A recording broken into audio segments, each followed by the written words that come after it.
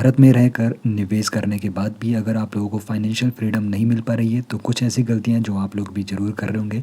तो निवेश के बारे में तो सभी लोग सोचते हैं लेकिन फिर भी फाइनेंशियल फ्रीडम उनको नहीं मिल पाती है और यही उनकी निराशा का सबसे बड़ा कारण बन जाता है। तो आज हम इन टॉपिक पर यहाँ पे बात करने वाले हैं।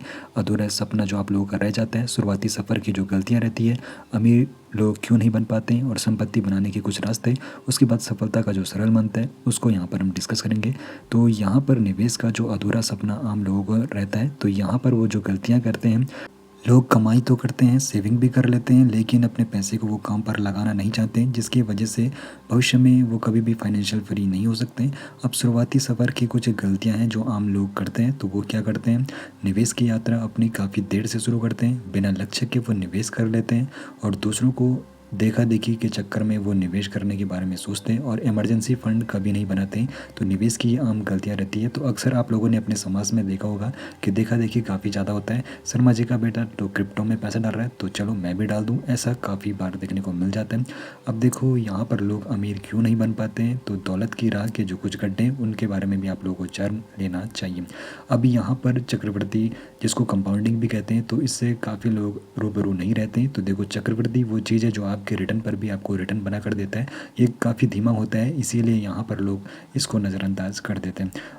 अमीर बनना कोई रातों रात वाली स्कीम नहीं है। अमीर बनने के लिए आप लोगों को लंबे समय तक निवेश करना होगा और चक्रवृद्धि की इस पावर को भी समझना होगा जो आप लोगों के रिटर्न पर भी रिटर्न आप लोगों को बना कर देता है। तो ये शुरुआत थोड़ा धीमी होती है। तो आपको बता दूं, एक और चीज़ का आपको विशेष तौर पर ध्यान रखना है। तो अगर आप लोगों को सपोज 6% का इंटरेस्ट रेट मिल रहा है और महंगाई की जो दर है 6% ही चल रही है, तो ऐसे में आप लोगों का जो निवेश है वो जीरो हो जाता है। अब यहाँ पर आपको एसेट और लाइबिलिटी को भी समझना होगा। एसेट जो आप लोगों के जेब में पैसा बनाकर डालते हैं और लाइबिलिटीज़ वो होती है जो आप लोगों की जेब से पैसा बाहर लेके जाते हैं। तो इन चीज़ को आपको समझना जरूरी है। अब संपत्ति बनाने के कुछ रास्ते हैं जो भारत के सर्वश्रेष्ठ विकल्प हो सकते हैं, तो उनके बारे में आपको बताऊं तो म्यूचुअल फंड में आप लोग एसआईपी कर सकते हो, जहां पर जो जोखिम रहता है मध्यम रहता है और यहाँ पर आपको लंबे समय तक अगर आप लोग निवेश करें तो 12 से 15% इंटरेस्ट रेट देखने को मिल जाता है। अगर आप लोगों को मार्केट की अच्छी समझ हो तो फिर डायरेक्ट इक्विटी आप लोगों के लिए अच्छा ऑप्शन रहता है, लेकिन यहाँ पर रिस्क भी काफ़ी ज़्यादा रहता है। लेकिन अगर आप लोगों को कम रिस्क चाहिए तो पीपीएफ और एनपीएस जैसी योजनाएं हैं जहाँ पर आप लोग टैक्स फ्री बेनिफिट भी ले सकते हो। बाकी अगर आप लोगों को सोने में निवेश करना है तो फिजिकल गोल्ड की जगह आप लोग सॉवरेन गोल्ड बॉन्ड में निवेश कर सकते हो, जहाँ पर आपको सोने का दाम बढ़ने पर तो फ़ायदा होगा ही, साथ ही साथ 2.5% एक्स्ट्रा ब्याज मिलता है। तो सफलता का कुछ सरल मंत्र यहाँ पर आप लोगों को समझ लेना चाहिए। तो अपनी निवेश यात्रा का आप लोगों को किस प्रकार यहाँ पर देखना है, तो सबसे पहले तो आप लोगों को जल्दी शुरुआत कर देनी है और फिर आप लोगों को डिसिप्लिन रहकर अपना निवेश जारी रखना है। और ध्यान रहे, लंबी अवधि के निवेशक आप लोगों को बनना है, यानी कि 10 साल से अधिक के लिए आप लोगों को निवेश में रहना है, कहीं पर भी आप लोग निवेश करेंगे।